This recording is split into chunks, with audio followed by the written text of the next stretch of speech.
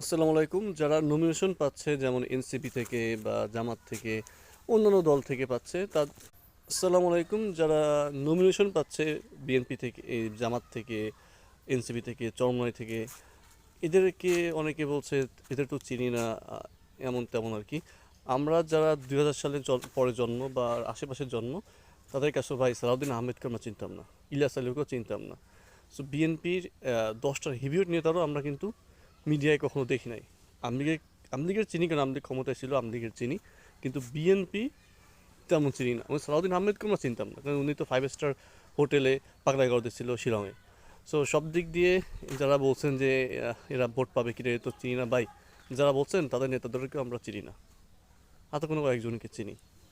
So এই ধরনের আলাপ বাদ দেন। আর এখন ইয়ং জেনারেশন সম্পর্কে যারা মুরব্বীরা আছেন, তাদের কোনো ধারণাই নাই যে আমাদের ইন্টেনশন কোন দিকে যাবে, আমরা কাদের ভোট দিব না দিব, এটা বুঝতে পারবেন ভোটের মাঠে আর কি। সো এই ধরনের আগাম কথা বলে লাভ নাই, আপনাদের কথা কেউ শোনেও না, ঠিক আছে।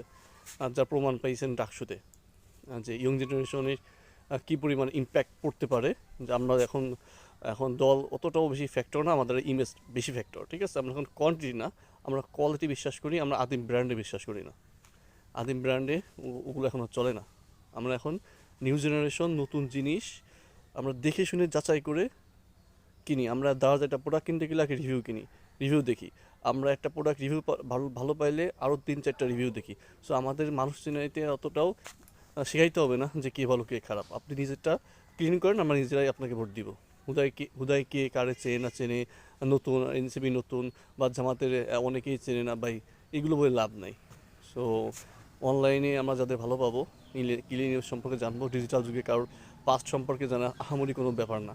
সো সেদিক দিয়ে সবাই সাবধান হন, তাহলে সমস্যার সমাধান হবে।